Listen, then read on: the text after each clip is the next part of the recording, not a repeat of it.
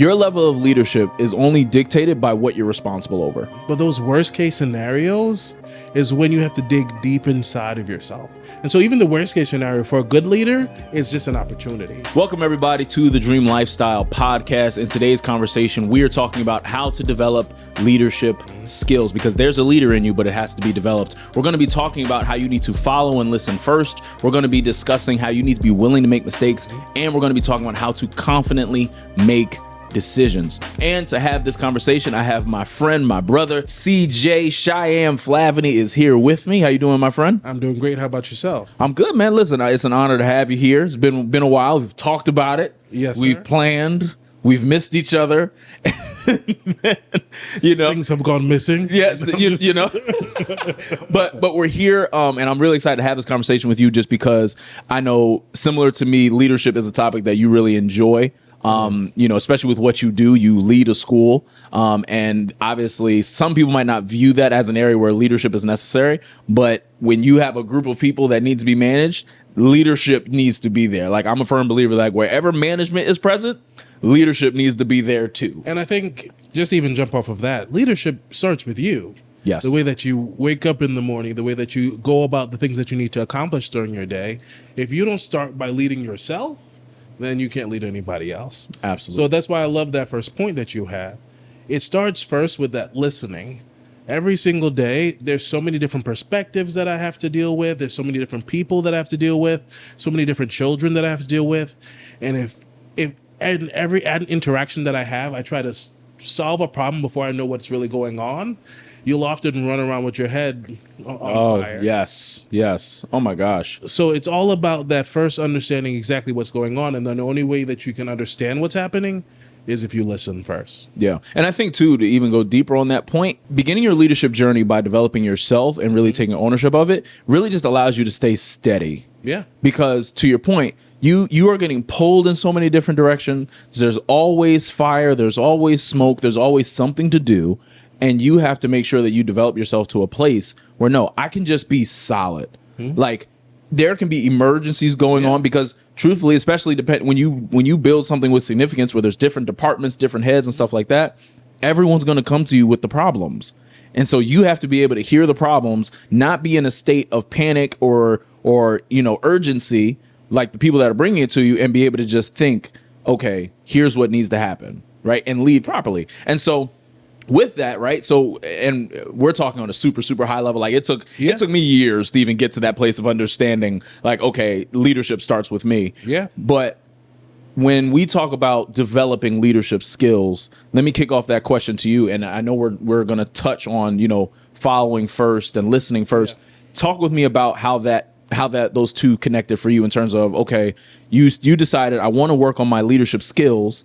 And then just that idea of, okay, I got to be willing to follow somebody first. I got to be willing to listen first before I even think about leading. I think it's, in my mind, I always have some kind of illustration. It's like a firefighter who gets a call into the station and then they leave but without hearing the address. If you don't know where you're going, no matter even if you have the skills and the talents to handle the situation, you're going to be on the wrong side of town. Absolutely. So if you don't listen first, then you can't address the situations that are actually present. And listening is a skill that's developed over time. If you don't get in the right environment of people who lead in a way that pulls you with them, that encourages you, if you don't kind of get into that kind of system, then how will you ever know what really good leadership looks like? That's the part I wanted to be like. I'm so glad you said that, because you definitely want to be able to see what good leadership even looks like. Because depending on our background, like, I come from an athletic background. Yeah. Good leadership to me could be the Bobby Hurley, like, throwing chairs, yelling and screaming, Bobby Knight, throw it. Like, that's good. They're considered great leaders. Yeah. Right. But if that's my only point of reference, then I feel like, oh, well, good leadership now, that means I got to scream and yell at people. And depending if, like, and again, that form of leadership works in that space. It does. Right? In the athletic space, like, that yelling, cursing people out, all that works there. But you take that to a conference room, boardroom, organization, you're not gonna have They're gonna people. call HR on you. Yeah, like, you're not gonna last long. Yeah. But it's like, to your point, when you are intentional with, okay, let me put myself in environments, in ecosystems, in solar systems that allow me to see what good leaders sound like, look like, what the room feels like. Yeah. Now you have context. I think we've all been in these, and sometimes it's big spaces and little ones where you have this person who has like this dynamic control of a space. I've heard it said like this: leadership has gravity. Ooh, it kind of that's good. pulls you along. It directs you in the direction that you need to go, but it doesn't just point you there, it walks along with you. So we need to emulate the leaders that are like that, the ones that have. Sometimes those people will be screaming and shouting, and then they do that same thing at their house. Yes. To their wife or their child. That's not a good leader. Right. We want to follow people who are dynamic and have this about them where they are a good leader in their homes, they're a good leader in their businesses, in their community, and they're the same in each of those kind of roles. Yeah, you don't want to follow a one-dimensional leader. That's what I'm hearing. Like Yeah. you don't want to follow a leader where it's like, oh, at work, like they're amazing, Everybody loves but them. at home, it's like, wait, you want to find people and identify people that, to your point, like across the board, solid. Yeah. Like across the board, they are investing in themselves. They are really, I guess, practicing what they preach. Right, from Exactly. on a heart level, like not just a functional, because that's where I think in terms of how I mentioned earlier, leadership and management, like when you get into like the systems and communication flows and workflow, chain of command, that's all management. Like I view that more as a management thing. Yeah. But when we're talking about leadership, and I love that point where you said like leadership, there's a gravitational pull with Yeah. leadership, right? You should be able to identify people that on a heart level, like they are willing. One, because it takes real courage to even put out like, yo, these are my values as a human being, and this is how we're going to operate. Do you know what you want to accomplish in the new year, whether it be personally or professionally? If you're trying to figure it out, I'm encouraging you to get your ticket to the Dreamer Symposium. This is going to be your space to get really clear on what you want to do, where you are, and you're going to leave with a practical success strategy. And there's going to be an accountability system for the entire year to make sure that you complete it, so that way you elevate your life. All you have to do to get your ticket is go to dreamersymposium.com right now so you can register. I want you to be there because I want you to level up. I want you to go to the next level in your life. I want you to level up in your finances, level up in your personal life, level up in your professional life, level up your overall level of being. And you have to go to the Dreamer Symposium to do that. So go to dreamersymposium.com, get your ticket. Now let's get back to the episode. I've been thinking about this a lot because we've had conversations before, and I'm trying to like figure out. We keep saying like gravity and how it feels. I like to make things very practical for people. You only know this kind of leader when you get up close. Like this artificial tree behind me.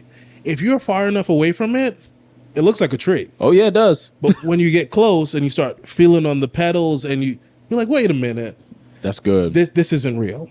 So I think when we're talking about finding that leader, we want to make sure that we find people who we can get close to. Mm-hmm. We can see the fruit. We can see the realness. We can see the leaves. Because I think that's the difference between trying to follow something that's fake. Yeah.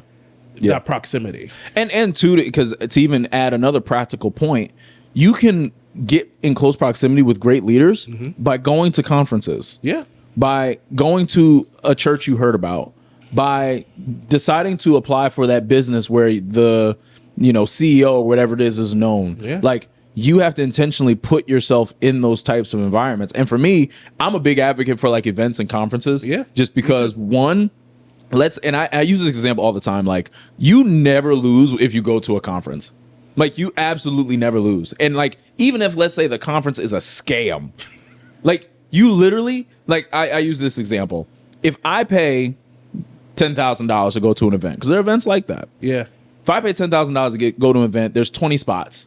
And let's say the people who organized the event, it was a total scam. All the speakers are trash and everything. Like the reason why I don't lose is because that means there's 19 other people that have the ability and have the mindset of I'm willing to pay $10,000. So you know what? This is a great opportunity to network.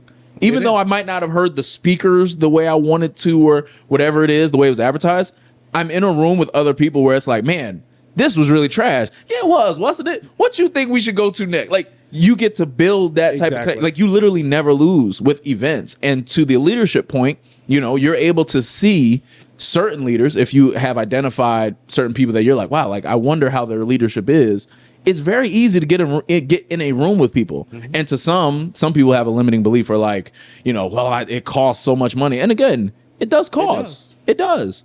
But how much is it going to cost you if you don't put yourself in those environments? I went to a conference and I had the exact same kind of experience that you're talking about. I was sitting next to some person, and the first day they're really happy, they're singing, they're dancing. The next day they come in and they're down. I'm like, oh, what's going on? Yeah. We start this conversation and we build this friendship. That was what she was there for. Mm-hmm. I think we sometimes put our value in the wrong things. We will spend thousands of dollars for a course credit in a college because we want to get knowledge. And we know that knowledge is going to translate into a way to make our lives better. And then someone offers you a way to go to a conference and you're like, that's a scam. Right, that's a scam. I'm not paying the $75 to go to that event. I'm not paying the $150. And it's like, what? You paid your college much more per hour. Yeah, and so, you did much less. And you did much less. And when you go in those rooms, the kind of knowledge is kind of infectious. It finds you. You find people who are excited about whatever they're starting or whatever they're doing. And to be in those kind of environments where people are just actually putting these things in practical place will change your life. Absolutely. Because there's a language to it. Like, I think that was one of the biggest things. Like, I remember the very first personal development, sales, whatever type of event I went to, it was by Unblinded. Shout out to the people over at Unblinded. And it was up in North Jersey. And I was like super brand new. I was like, wow, these people jumping around, and, you know, but looking back on it, I'm like, it all makes sense. And the thing that really blew my mind the most was hearing the language of the people that were there. Like, thankfully, I was able to meet I was able to meet people that was making $1 million a day, $1 million, 10 million a month. Like, amazing people. And I was able to shake their hands, you know, hey, like, how are you? Where are you from? You know, but even like the way they talked was different. And because it's like, for me, I'm aware of where I want to go and who I am. I'm like, I want to get to where you're at. So wait a minute, I have not heard anything negative come out of your mouth. And we're having like a very casual conversation, but like, you don't use the word can't, you don't say what you can't afford. Like, to me, it's like, in terms of why listening first and following somebody first and putting yourself in those environments is so important, you get to hear the language of like good leadership. Yeah. Because good leadership, in a lot of ways, like, I can't follow anybody that is going to be talking about what's impossible or what's difficult or anything like that. Like, be real, but I still want to hear, all right, well, we're still going to get it done anyway. Like, that to me is a sign of a great leader, that you could look at any obstacle and say, no, we're still going to do this. It fundamentally comes from the place where they've been there. Mm-hmm. So you don't talk like that until you've been through some things, until you've experienced some things. So this leader, okay, they're smart enough to go into situations. They listen first. Like, okay, that's the address of the fire. They go to it, and based on their experience, they know how to put it out. Mm-hmm. And then when you're in those kinds of environments, there's something that fundamentally changes about yourself that makes it more possible when you have this situation. Now you have the experience backing you up to go, oh, when Trevon went through this, he was so authentic with me. He was so open with me. Now I know the steps. I might not know how it's going to end up, but I'm confident enough, based on both my own experiences and those of the people I've been around, that this is something that can easily be accomplished. And that's a very different vocabulary than people who are like, well, wouldn't be me. I couldn't do it. Right. Nope. All that can't negative stuff, get that out of here. Get that out of here. It never makes your life better. It never helps you progress. And in the end of the day, those are the same people who end up being in the exact same spot. Yes. And it becomes this self-fulfilling prophecy of their own expectations. I didn't expect better. Better did not happen. Yes. So this is exactly how life works, and it's not. And I love the point that you brought up about how, you know, you want to follow people that have kind of been there before. Mm-hmm. And that kind of leads us into the next point of just the willingness to make mistakes. Because the truth is, your level of leadership is only dictated by what you're responsible over. Mm-hmm. If you ain't responsible over nothing, your leadership isn't that good. Mm-hmm. If you're responsible over a lot, that's real like you have to have, there's clearly something to you. Yeah. And in that, you have to be willing to put yourself out there. You got to be willing to try stuff. You got to be willing to say, I really do, especially like in the early stages. Definitely. Like the early stages to say, I don't really want to volunteer to head this thing, but like it would challenge me and I just feel it in my heart I should do it. So I'm just going to do it. Like even if I mess it up, right? Like I think one of the best, I guess, to give a very practical mindset, best case, worst case. Best case, worst case, and with any decision that you make, right? So let's use the example of, let's say somebody has an opportunity to volunteer to head something, event, whatever. Best case, you crush it. Yeah. Right? Best case, you kill it. Like you go above and beyond and you do the job in excellence. Worst case, it turns out terribly. Those are two very possible things. And so the reason why I love that framework is because, okay, what then the deeper part is, what actions need to lead to the best case? What actions could lead to the worst case? Well, if I show up on time and communicate to all parties involved and fill in the blanks, that leads me closer to the best case. If I do absolutely nothing and I ask no questions, that leads to the worst case. Well, I know who I am. I know I'm not going to do nothing. So best case is in my favor. So I might have to do a little more to reach that best case scenario. But ultimately, I'm willing to say, you know what? It still could go either way, but I like my chance. I'm willing to find out. I think there is a strength in the worst case scenario. I've had a lot of times in my life where things work out really well. And honestly, they don't usually lead to me doing self-assessment. They don't lead to me growing because I'm good at it. Yeah. So it should be a practice. It should be something that you fundamentally push towards. But those worst case scenarios is when you have to dig deep inside of yourself. And so even the worst case scenario for a good leader is just an opportunity. It's an opportunity to realize your faults. It's an opportunity to realize how you can make things better going forward. And if you take that experience, you're like, man, I didn't show up. If you're really critical of yourself, I didn't show up. I didn't do what I said I was going to do. I contributed to this, but I also know that if I did those things, I can change it for the better. Even the worst case scenarios become things that are beneficial to your life experience, and you won't let it happen again. Like you're not going to fail in your face twice. Oh my God, it's one of the most pivotal moments of my life, particularly when it comes to Craft Your Dream, was when I hosted a principals event. Did I tell you this story? I might have. I think you might have told me a part of it. I might have, but so I was hosting a principals event. It was like my 5th virtual event. I was on fire. Like people were showing up and everything. And then this one event, it was an event designed to help people establish like personal values and principles for their lives. And no one showed up. People signed up, but no one showed up on the call.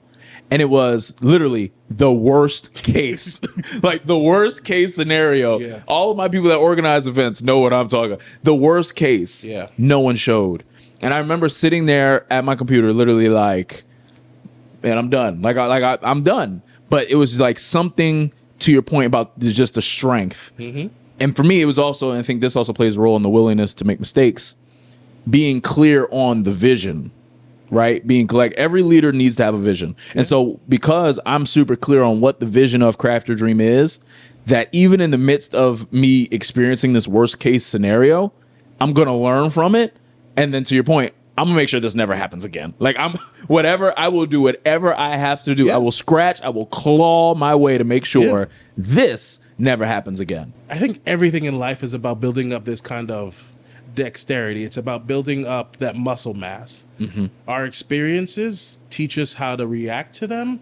And if we learn from them, we grow to be better than we were before. So in that scenario, I think I might have participated in an event, 2 events from that, and you're better. Oh, yeah. You're stronger. The loss was a setup for the thing that was actually going to be the thing that propelled you to your destiny. And here's where people sadly fall off.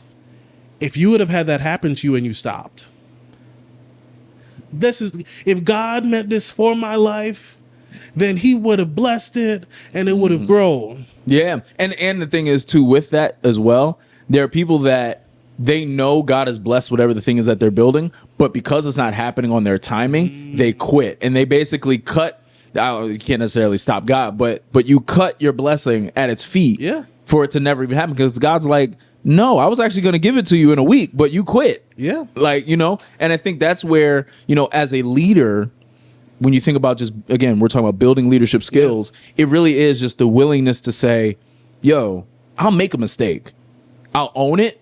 We'll grow from it. Yep. And I didn't even say will. I will grow from it because I know that, again, that ownership of leadership that we talked about before, like it starts with me. I'll own it, assess what needs to be assessed, and we'll make sure this never happens again. Exactly. Because, like, to me, leadership is about the heart. And I think when hardships come, that's when a person's heart is really able to be on display. Yeah. Like the best leaders have failed. Like I don't know any single leader that's like 90% will say on their jacket when it comes to success. I love that. I think that our heart posture, the way we have a vision for our life, I think of it like good soil, right? Yes.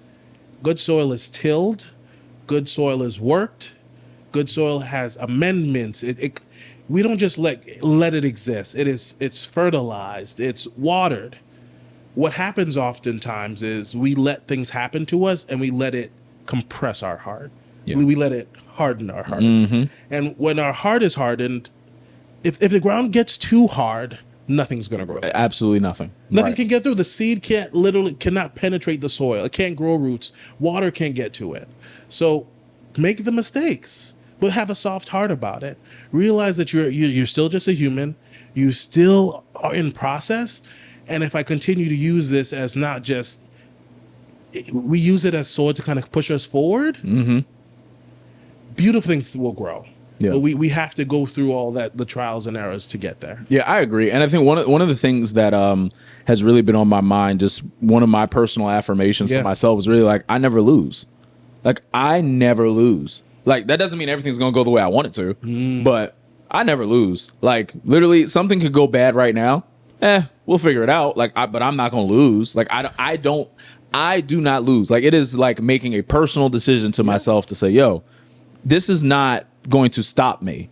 Yeah. Like, this is not. I was speaking at a leadership conference, and they were discussing scaling their business, hiring people and entrusting people and all that type of stuff. And one of the people was like, well, if the person I hire makes a mistake, it could really mess up the entire business and get the business. And I was literally thinking, I said this, I was like, well, all of them were like very adverse. And I was like, I disagree with everything you all are saying. Like, at the end of the day, if you want to build something significant, you're not going to be able to do it by yourself. That is just a fact. And two, if you really believe in the vision of what you got, there is no person, whether you hire them, don't hire them, whatever it is, that should be able to stop the vision that you all claim that you have for your, in this case, business owners. Yeah. Right. But the same is true when you think about people leading in their lives, whether it's leading in marriage, leading in friendships, leading in whatever. Like, and I think we've kind of this has kind of been the undertone to everything we've been talking about is just like understanding that vision. Right? Of just like what God has for me, the cliche saying, what God has for me is for me. That doesn't mean I won't go to the pit, to the palace, to prison, to then owning everything. But what God has for me is for me. Yeah. And I got to go through this process. I think all things work together for the good of them that love the Lord and who are called according to his purpose. So no matter what happens, it's for your good. It might not feel good. No, it's not going to feel good. In fact, it's probably going to hurt. I think of some of the Bible stories, and I was talking to my therapist about this, and I was like, wait a minute. Sometimes we tell these stories, and we run so quickly to the end of them because the victory is here. The harvest has come in. Like, we're so excited about this. These people were real people who lived on this earth and who experienced real trauma. Real bad things happened to them. Absolutely. And it was their fortitude, it was their strength, it was their spirit, it was their prayer that propelled them forward. So yeah, it's going to be hard, but it's going to be for your good. It's like doing homework every single day. I do homework every single day with some kids. They're like, oh, man, I hate this. Like, why do I have to keep doing this? It's because the repetition that you're doing here makes you better. Yes. It's not comfortable. It's not fun. It's often challenging. You don't know the answer. You feel dumb. But if we push forward just a little bit further, the things that you did today will be for your benefit for the long term. That's so good. And I love that you brought up repetition, Yeah. because the willingness to make mistakes does create repetition, and it does build confidence. Yeah. Because the thing is, right, and both of us have, I know, failed in different areas, Certainly. but we both had, again, the willingness to make the mistake. So we're willing to try again. Yeah. And because it's like, well, I'm just going to keep trying at it, right? And in your homework example, let me just try to get just a little bit better than before. I got 80% of my homework. Let me just go for 82%. Yeah. Let me go after that. Let me go for 84, 87. And it's just this repetition, which then builds that confidence. And then ultimately, in terms of, again, building leadership skills and behaviors and tendencies, now you develop the ability to confidently make decisions. Every leader, again, your leadership is based on what you're responsible over. If you are really responsible over something, you have to make decisions. Yeah. Like one of the biggest like aha moments when I really stepped into leadership, and in my case entrepreneurship, and even now ministry and stuff like that, is it's one thing to be responsible over just you, like things that just pertain to you. And shoot, take business out of it. I'm getting married. Like the decisions that I make don't affect just me anymore. No. Right? And there's a certain weight, in a positive way, not necessarily like, oh my God, like all this weight, but just in a sense of, I have to make sure that I know how to confidently make decisions while still completely understanding what's at stake, completely understanding what I'm responsible over as a husband, as a CEO, as a pastor, all these different types of things. I have to be willing to make the mistakes to build that repetition. So that way, when decisions are in front of me, from my past experience and from following other people, because I've put myself in environments where I see what leadership looks like and everything of the sort, I can confidently make a decision to where I'm not making a decision and then as soon as I walk away from the table or I'm up at night like, oh my God, did I do the right thing? Like, I just don't know. Like, I'm just not sure. That's going to drive you insane. It will. Like, and I think that's just where it's willingness to make the mistake, but to ultimately focus on, okay, what do I need? What information do I need to confidently make decisions so that way I can lead well? And it starts at a very small level. I'll walk you through an example that's really practical to me. So again, every day I help children with homework. So every day they sit right next to me. They hold a pencil. I hold a pencil. We both do work on our paper. So what are they doing? They're in the presence of leadership. Right. I'm coming at it with enthusiasm. I'm coming at it with excitement. And also I'm coming with all my experience. They don't have it yet.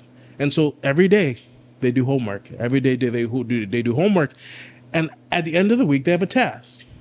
Now, if they prepped well, if they put the reps in, now when it's time to make that decision, now when they're in the test, they have confidence. I've done 2 + 2 so many times. Right. Mr. CJ told me 2 + 2 = 4. I know 2 + 2 = 4. So now it's time for the test. 2 + 2 comes up. What I got?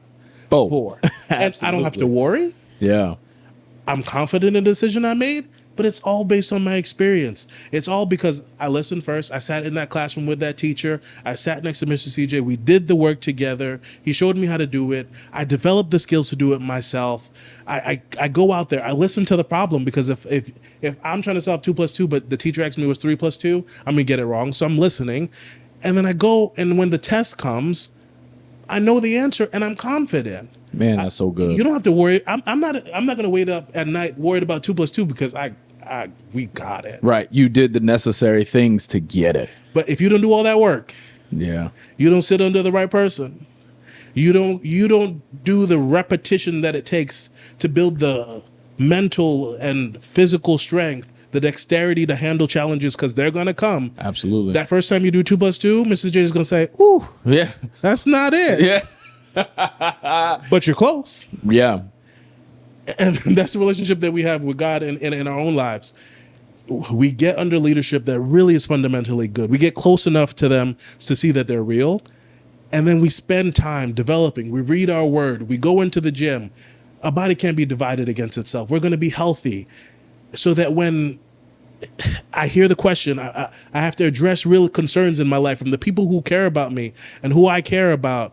I can answer confidently because I did all the work to make sure I was prepared. Right. And my confidence comes from my experience. My confidence comes from the experience of the people who have taught me.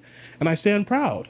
And even if I fail, even if all that happens and it still doesn't work out, I know I can just start all over again. Man, that's so good. Like I love that example because it's super practical. Yeah. It makes sense. And I think there are so many people that need to just apply that to their own lives. Yeah. Like that same type of thinking process, and you just explained it beautifully, of getting under somebody that you really listen to, that you follow, that you're willing to say, you know what, there's something about that person, I'm going to glean from them. But then let me just try what they're talking about in my own situation.